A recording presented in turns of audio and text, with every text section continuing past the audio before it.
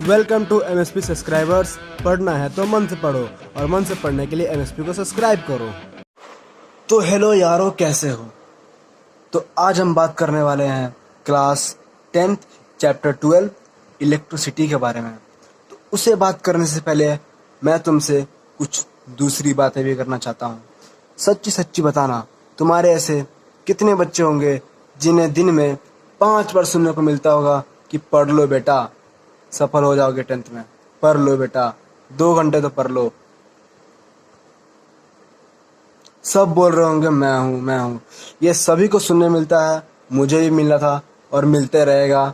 ये रीति रिवाज है, तो उसे टेंशन मत लेना, ये तो चलते रहेगा। तुम बस मस्त कूल होके आराम से रोज 1 घंटा 2 घंटा। अरे ये क्या, मैंने भी बोलने शुरू कर दिया। तुम यही सोच रहे होगे, नहीं मैं यह नहीं बोल रहा हूँ। तुम्हें ये करना जरूरी है और ये मस्ट भी है।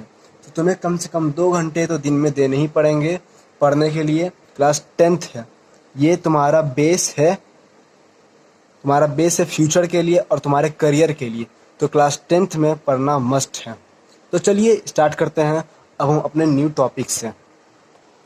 तो मैंने तुम्हें पिछले वीडियो में बताया था कि आई को हम लोग चार्ज बोलते हैं। चार्ज नहीं, करंट बोलते हैं। मुझे पता था तुम लोग में से कोई ना कोई कंफ्यूज जरूर करेगा। और क्यू को चार्ज बोलते हैं और टी को टाइम। करंट का ऐसा यूनिट क्या था? एम्पेयर। चार्ज का कूलम्ब और टाइम का सेकंड। सबको पता है। तो ये मैंने तुम्हें पिछले वीडियो का एक और रिवीजन करा दिया, जो कि मेन था, बेस था। ठीक, इतनी बातें समझ में आ गई। तो हमारे पास एक नया फॉर्मूला है यहाँ पे, I is equal to Q by T. अब ये फॉर्मूला कैसे आया, तुम यही पूछोगे मुझसे। पता था तो चलो मैं बता ही देता हूँ, तुम भी क्या याद रखोगे।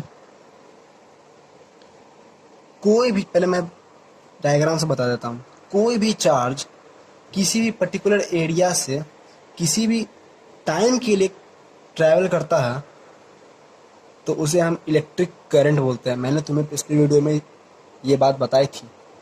कोई भी चार्ज किसी पर्टिकुलर कंडक्टर से किसी टाइम के लिए हो तो उसे हम इलेक्ट्रिक करंट बोलते हैं। और इलेक्ट्रिक करंट का फॉर्मूला मैंने तुम्हें यहाँ लिखा चुका है, तो तुम ये समझ चुके होगे। I is equal to Q by T के टर्म्स में हम इसे एक्सप्रेस करते हैं। तो अगर ये तुम फॉर्मूला समझ चुके हो तो चलो मैं तुम्हें इस पे बेस्ड एक क्वेश्चन देता हूँ, देखते हैं कितने बच्चे उसे सॉल्व कर पाते हैं। तो चलो अब ये क्वेश्चन बनाते हैं। A current of 0.5 ampere is drawn by a filament of an electric bulb for 10 minutes. Find the amount of electric current that flows through the circuit. तो तुम्हें बताना है कितने अमाउंट का चार्ज फ्लो किया इस सर्किट से, समझे? तो तुम्हें इसमें अमाउंट ऑफ चार्ज पता करना है। तो पहले जो जो गिवन है वो लिख लो। चलो तुम खुद से एक बार ट्राई करो, वीडियो स्टॉप करके ट्राई करो। कर लिया? चलो मैं बताता हूँ। अब कितने बच्चों ने तो गूगल कर लिया होगा, कोई नहीं, सही है। क्यों पता नहीं। आई 0.5 एम्पियर दिया हुआ है, टाइम 10 मिनट। तो मैंने तुम्हें बताया था टाइम का ऐसा यूनिट सेकंड होता है, तो इसे पहले सेकंड में चेंज करो। तो सेकंड में चेंज करने के लिए हमें 60 से इंटू करना होगा 600 सेकंड्स। ठीक, मैंने तुम्हें ये फॉर्मूला बताया है, इसी फॉर्मूला पे इसे पुट कर दो तो तुम्हें क्यू मिल जाएगा। I is equal to Q by T. तो Q is equal to I into T. I हमारे पास 0.5 इंटू 600, तो इसी इंटू करने पे हमारे पास फाइनल आंसर आता है 300 क्यू। तो क्यू का ऐसा यूनिट क्या था? कूलम। तो यहाँ हम सी लिख देंगे। तो ये है हमारा फाइनल आंसर। तो अगर तुम्हें इस क्वेश्चन को नोट करना है तो कर लो, क्योंकि मैं अभी से मिटाने वाला हूँ। तो चलो आगे बढ़ते हैं। तो मैंने तुम्हें करंट के बारे में पढ़ा दिया, करंट का फॉर्मूला भी पढ़ा दिया, उसे क्वेश्चन भी करा दिए। तो अब हम पढ़ेंगे कि करंट को हम मेज़र कैसे करें, कितना अमाउंट ऑफ करंट प्रोड्यूस हो रहा है और पास हो रहा है, तो हम कैसे मेज़र करेंगे। तो उसे मेज़र करने के लिए हमारे पास एक इंस्ट्रूमेंट है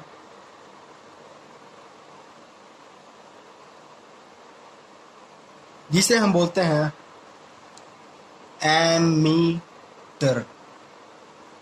एमीटर सीरीज में कनेक्टेड होते हैं।